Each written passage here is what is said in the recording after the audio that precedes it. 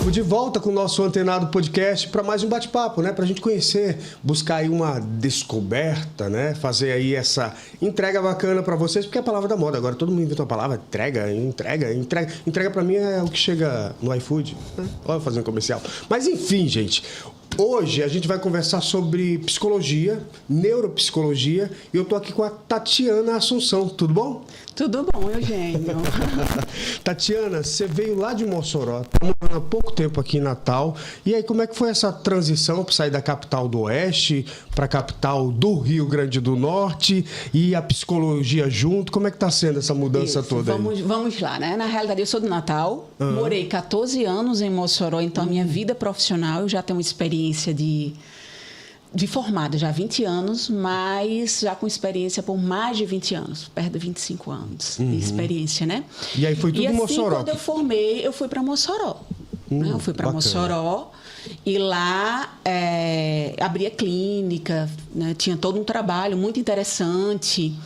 Né? Então, tinha uma referência muito forte, né, do trabalho. Quando eu cheguei, não existiam universidades ainda. Mossoró estava crescendo, uma cidade linda, ela estava crescendo. Então, eu cheguei lá no boom de Mossoró. Então, estava chegando shopping. Tipo, mais ou menos aqui. Quando eu cheguei, tudo era mato. Não era mato, mas as pessoas tinham uma mentalidade bem interiorana, bem retrógrada mesmo, né? Então, mas eu digo, na sua área... Tinha psicólogos, mas tinham bem menos, né? Não tinha shopping, hoje tem um shopping, não tinha grandes empresas assim maiores, tinha de fruticultura, petróleo, né? Mas assim, outras de serviço, de comércio. Então, quando eu cheguei lá, foi esse boom. Né? Inclusive, eu acho interessante porque eu tenho um MBA também em gestão de pessoas. E aí eu fiz a seleção dessas grandes empresas, boa parte dessas grandes empresas, né? Eu fiz essa seleção. Chegou um momento, elas selecionaram as pessoas, tinha até algo interessante que eu costumo dizer. Chegou um momento que eu fazia, meu Deus do céu, as pessoas têm uma mentalidade, algumas pessoas um pouco mais interiorana. Em que sentido? Chegava e dizia, eu vou ter que trabalhar de domingo? Se era para um shopping? Sim. Eu tenho Bolsa Família, por exemplo. Eu tenho que assinar minha carteira? Ou, então, algo do tipo... eu estou com... E você tinha ali algumas até multinacionais indo para Mossoró, seguro-desemprego. Tem como assinar a carteira depois, entendeu?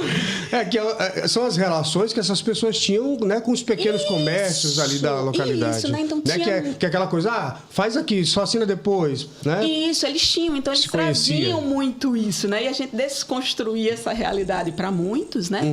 Isso, geralmente, por exemplo, vendedores, vagas assim, mas já funções mais superiores, não, as pessoas tinham uma mentalidade diferente, né? Mas foi um período muito rico de um aumento significativo de empregabilidade em Mossoró. E eu fico imaginando que mais ou menos nessa época, você falou 14 anos, né? Eu morei 14 anos lá. Mas eu já estou aqui, voltei há 14 anos, voltei há 4 anos. 4 anos para cá, para Natal.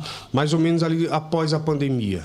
E essa eu voltei pandemia no período da pandemia. E essa pandemia também é um divisor de águas ali, a gente pode considerar, para a profissão dos psicólogos, psiquiatras, porque deixou, eu vou perguntar porque, enfim, se eu estou usando o termo certo, mas se tinha aquela cultura, psicólogo é coisa de doido.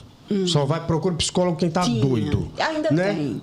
Mas eu creio que depois da pandemia, com a necessidade, com essa vida moderna que a gente tem, cheia de estímulos, isso está caindo um pouco, né? Porque as pessoas começaram a adoecer mentalmente cada vez mais. Ontem eu até falei no meu Instagram uma coisa que me preocupou. Eu sempre fico muito alerta aos sinais, né? Sempre teve a saúde mental, vamos dizer, instável de muitas pessoas. Depois da pandemia, isso aumentou significativamente. Porém, não só com adultos, mas com crianças também. Imagine que sai um dado que o CAPS, né, que é um centro de referência público. Centro público, né? De acolhimento na saúde mental. Sim. Do ano passado para cá, aumentou em 45,6% a demanda de crianças e adolescentes de 10 a 14 anos à procura aos CAPS. Nossa, bastante. Ou seja, é um valor muito alto. Isso poderia ter a ver com a pandemia? Claro. Porque são reflexos também da pandemia. A pandemia houve muita morte, muitas perdas e segurança significativa. E também tem uma questão da pandemia, né? Além dessa daí que é do luto, que é muito grave e mexe de fato com a gente, mas da sociabilidade. O ser humano é sociável. Imagina você ter que ficar isolado, sem poder ir para a escola, sem poder sair, sem poder conversar. Isso, muita gente ficou perturbada e até hoje carrega as marcas desse período, né? Porque a socialização foi totalmente comprometida. Hoje a gente sabe que as crianças que nasceram no período da pandemia, elas têm um comportamento diferente daquelas que não nasceram no período da pandemia. Então, elas são mais introspectivas, elas tendem mais a querer tecnologia, elas têm um pouco mais de dificuldade na socialização, são mais irritadas, uma tendência maior à ansiedade. Então, isso eu estou falando das crianças, mas isso aconteceu muito com os adultos. Imaginou você ficar o dia inteiro em casa. Teve a sorte porque nós já temos a tecnologia que favoreceu o contato por estar conversando por videochamada. Sim. Né? Inclusive, dentro da psicologia, né, você estava falando a questão de que houve uma mudança muito grande, e as pessoas elas passaram a perceber de que o psicólogo não é só para doidos, nem psiquiatras, né? Aumentou muito a demanda pelos atendimentos psicológicos. Isso é muito importante, mas uma coisa também ajudou muito: os atendimentos online. Então, hoje eu atendo pessoas na Alemanha, eu atendo pessoas da Austrália, eu atendo pessoas dos Estados Unidos, pessoas de Portugal. Então, hoje... Tu fala essas línguas todas, mulher. Bem queria. E como é que se dá esse... Não, você está dizendo supostamente ou você realmente executa? Sim. E aí, como é que faz essa tradução? Pronto, vamos lá. São pessoas que são brasileiras, que moram nesses países. Entendi. E aí eles querem uma pessoa da língua deles para poderem fazer terapia. Então, com a pandemia, as pessoas não só piorando, mas quem já participava de processos terapêuticos, né? Elas tinham que continuar. Então, fomos pela virtude... E hoje tem esses nômades digitais, né? Que trabalham em qualquer lugar também, né? Isso. Que é outra questão que também eu acho que tem que levar para terapia. Isso, trabalha em qualquer lugar. A tecnologia e as redes, vamos dizer, não só redes sociais, mas a internet. As redes de conectividade, né? Eles favoreceram muito esse trabalho. Então, o que tem uma vantagem, como tem uma grande desvantagem. Logo quando eu cheguei aqui, inclusive, eu fiz, meus atendimentos eles vão ser online. Por quê? Porque eu tenho muitas pessoas que eu atendo online. Certo? E aí eu fiquei por 4 anos, quase 4 anos, só atendendo online. Só que eu comecei a sentir necessidade do presencial. Eu comecei, eu preciso sair mais para trabalhar, para ver mais pessoas, preciso ir para o consultório, escutar outras pessoas, observar outras pessoas. Eu preciso disso. É importante eu, enquanto ser social, né? Eu tenho essa necessidade. Eu fico pensando assim, será que eu trabalho em casa ou a casa é meu trabalho? Né? Você entra nessa, né? Eu estou disponível a toda hora para entrar no online para trabalhar. Eu não estou trabalhando o tempo inteiro. Isso, né? Então, é muito complicado isso na cabeça das pessoas. Eu digo isso porque eu mesmo tive que fazer uma transição ali. Eu sempre fui acostumado com o ensino presencial. Eu sou louco pela escola, pela faculdade, por esse ambiente. E quando eu tive que migrar para o EAD, para o online, é muito difícil, porque é outra cobrança, é outro ritmo, é outra história. Isso meio que mexe com a cabeça, né, das pessoas da minha geração, né? Lá de, né, de 1900 e bolinhas. Que gostava de brincar na rua, de jogar queimado, futebol no meio da rua. A gente acompanhou toda essa mudança de telas, né? Mas a gente não nasceu nela. Quem nasce parece que já nasce mais conectado com isso, certeza, né? A gente teve que se adaptar. Interessante, hoje você pega uma criança, ela tá ali, intuitivo. Ela sabe mexer tudo no celular. Mal sabe falar, às vezes. Mas mexer, como abrir, ela sabe. Isso é um prejuízo muito grande neurocognitivo. Uma criança dessa, realmente, ela vai ter sequelas. Agora, Tatiana, você tem feito um trabalho, e a gente está agora entrando no mês de agosto, e eu pergunto, essa questão que você tem trabalhado, né, essa temática em relação à importância do papel do pai na família, né? E o que você quer resgatar com isso? Qual é essa importância? O pai, ele é muito importante. E aqui eu venho dizer não só o pai biológico, né? A figura do pai. Mas essa figura, essa função paterna, né? Legal. Então, ele é muito importante no desenvolvimento do ser humano. Então, imagina que há uma criança de início, depois de um adolescente, um adulto, que vão ser influenciados pela presença, pelo exemplo, pelas palavras dessa pessoa que convive com ele praticamente todos os dias, né? Então, assim, esse pai, ele é muito importante. Qual é a questão aí por trás? Os pais, às vezes, eles não sabem dessa importância. Pai, você é muito importante. Você é muito importante no desenvolvimento desse filho, para ele se tornar um ser humano de coração bondoso, um ser humano que vá para frente, que pense em ir para frente e se resolva e se desenvolva. A figura paterna, ele coloca o filho para o mundo. Eu costumo muito dizer, a mãe, ela pega o filho e ela coloca o filho para si, ela abraça para si. O pai pega o filho virando para o mundo. O pai é aquele que projeta o filho para a vida, para o mundo. Se depender muito da mãe, ela fica com esse filho. Mas o pai é quem está estudando e cobra mais. E aí, quando é que vai trabalhar? Aquela função de autoridade e cobrança. Autoridade. Que às vezes você não consegue encontrar afeto.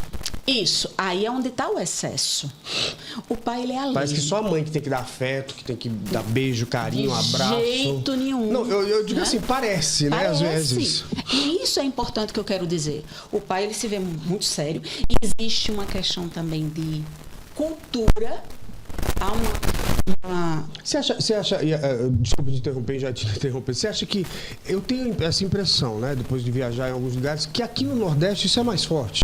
Isso é mais forte. É regional também? É, também. Aqui os pais são mais brutos, mais broncos. Eles, se eu dou carinho, eu não sou macho.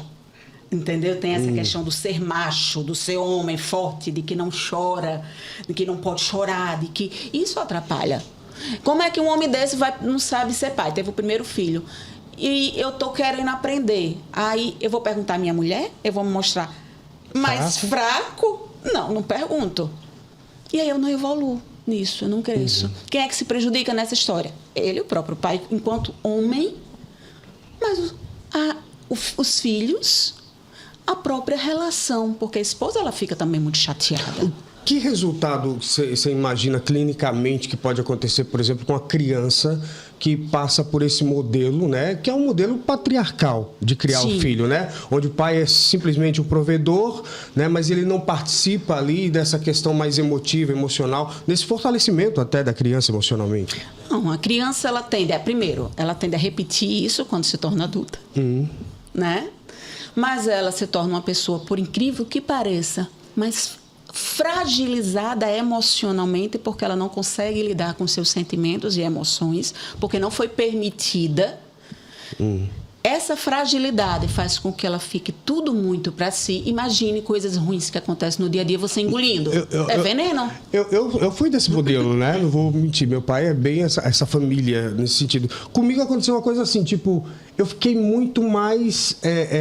eu sou realmente fragilizado emocionalmente lá nos fundos, nas entranhas. Isso. Mas por fora eu sou uma pedra. Forte. Isso. Eu sou um monstrinho. Isso. Às vezes até agressivo, e as pessoas não entendem, mas vem disso. Isso.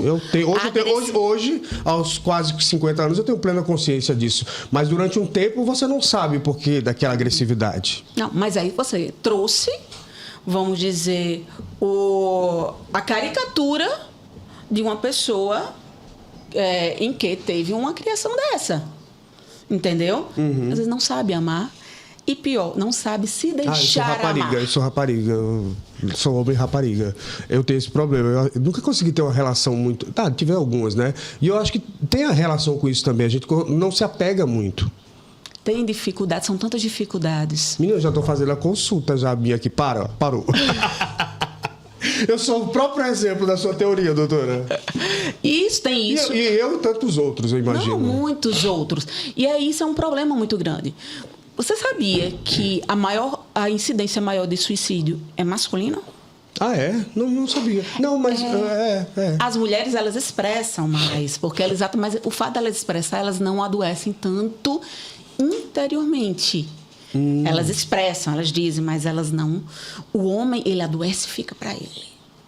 E a resolução deles, muitas vezes, é fazendo besteira. Né? Então, quem mais...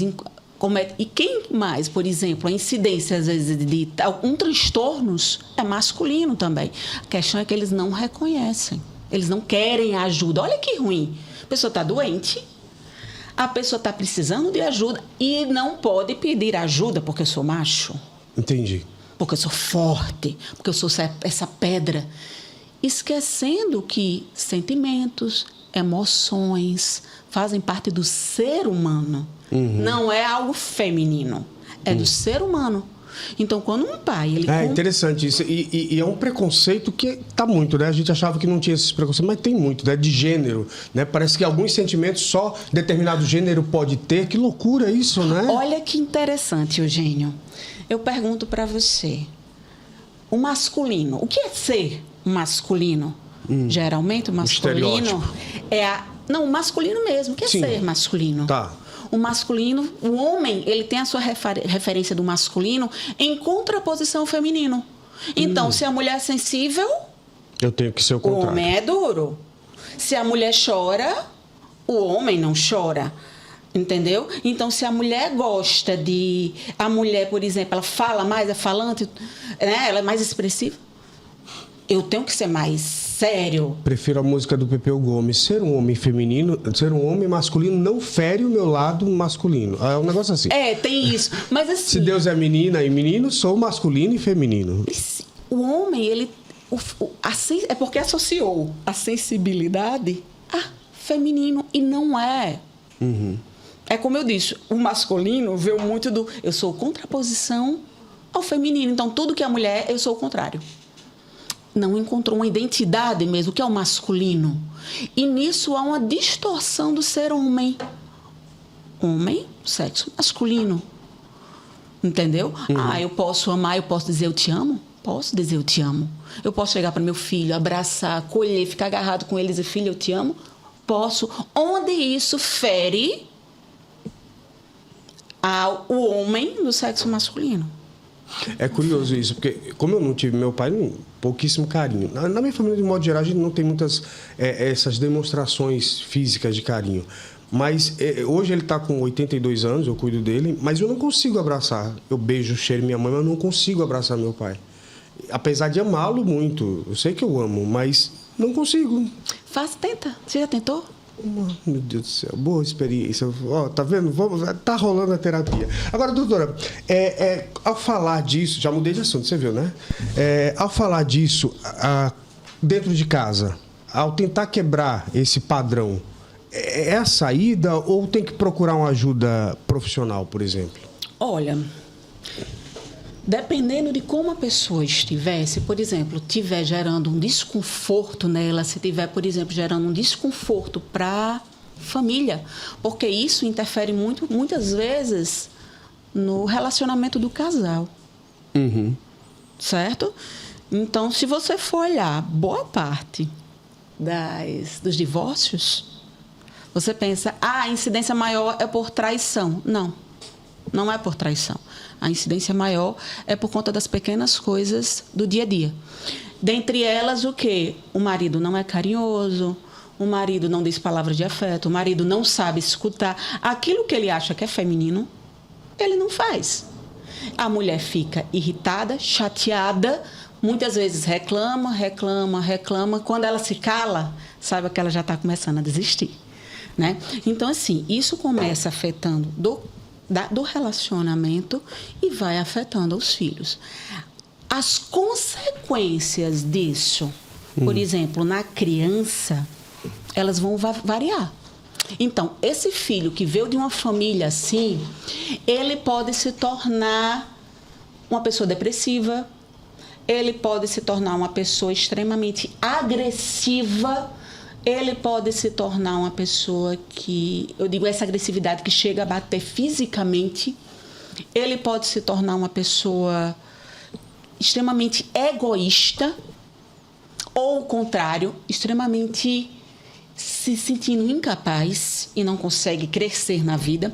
Então, tem N coisas que podem acontecer com ele. Então, se algo disso, dessas consequências, algo está ferindo, está incomodando, seja a relação, seja a família como um todo, seja ele mesmo, e, por exemplo, a esposa, ela tem essa sensibilidade para perceber e orientar acompanhamento, Sim. Então é uma excelente saída. Vou buscar ajuda profissional.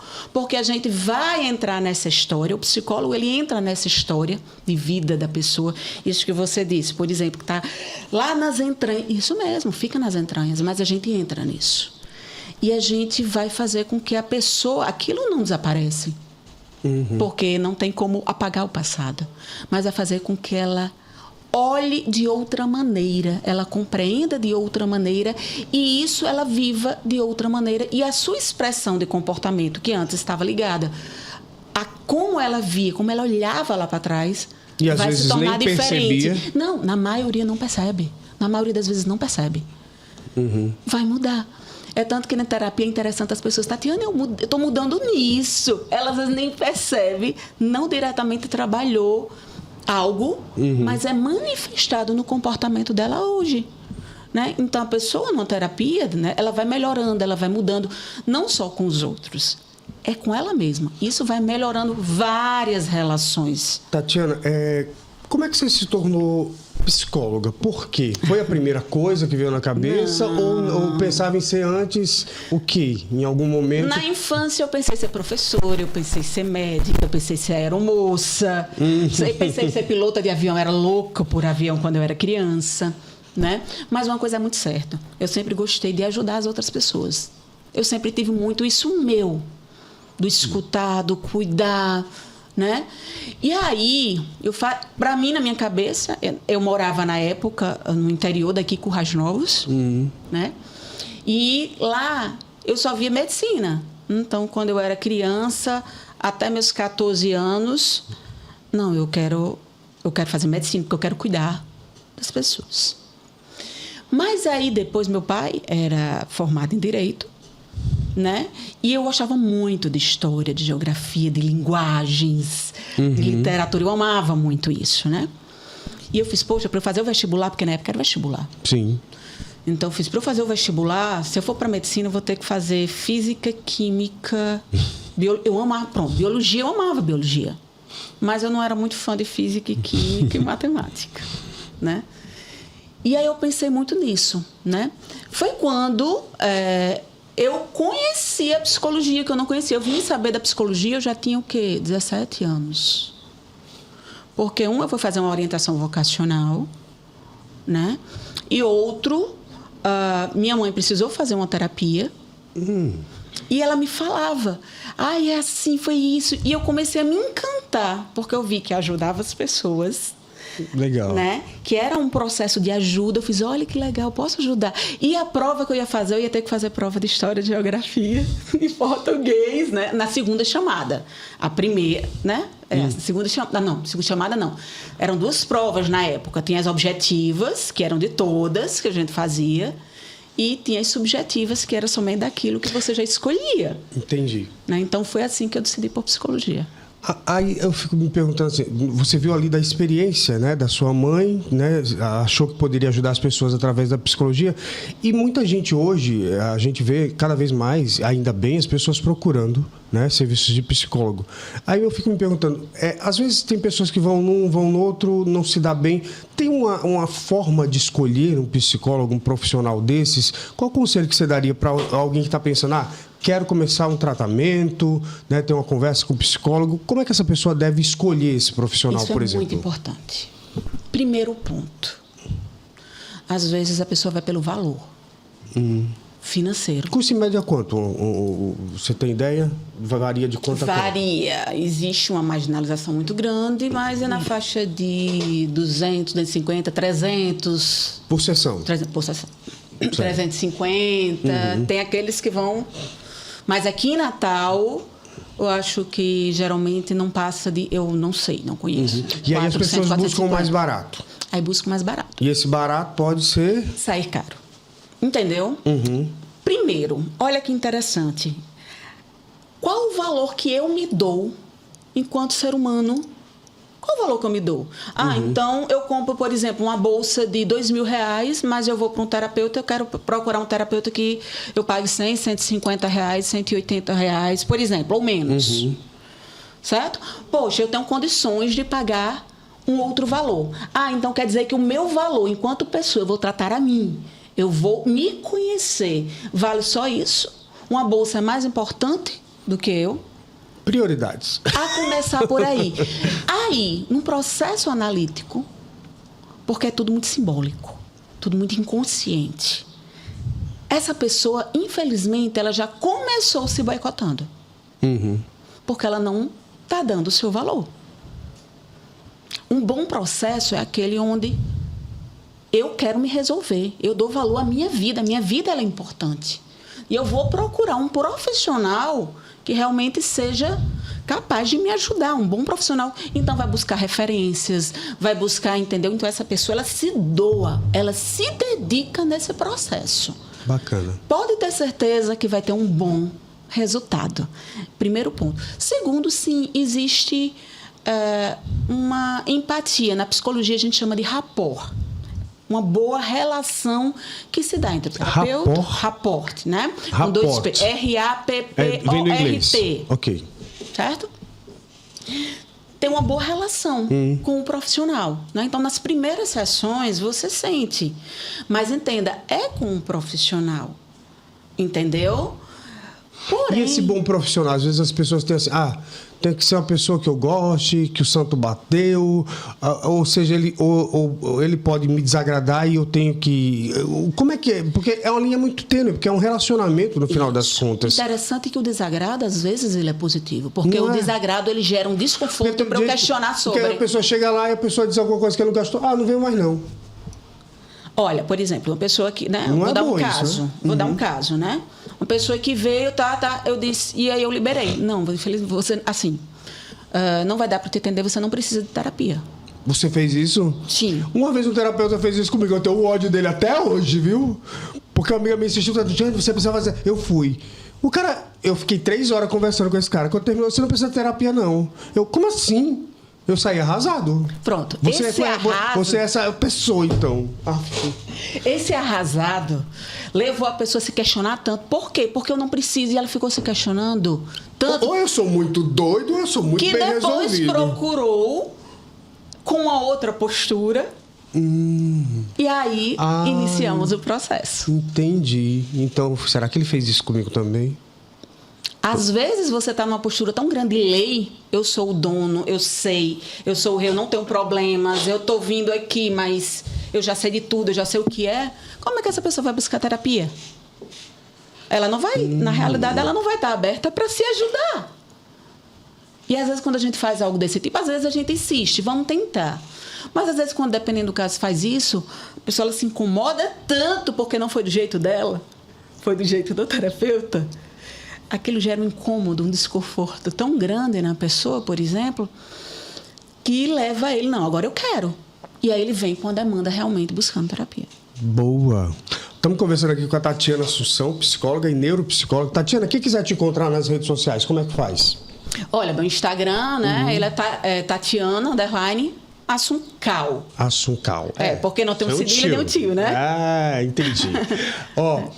A gente agora vai para o nosso momento final aqui, nosso karaokê. Você escolheu uma música que tem é quase uma oração do Roberto Carlos.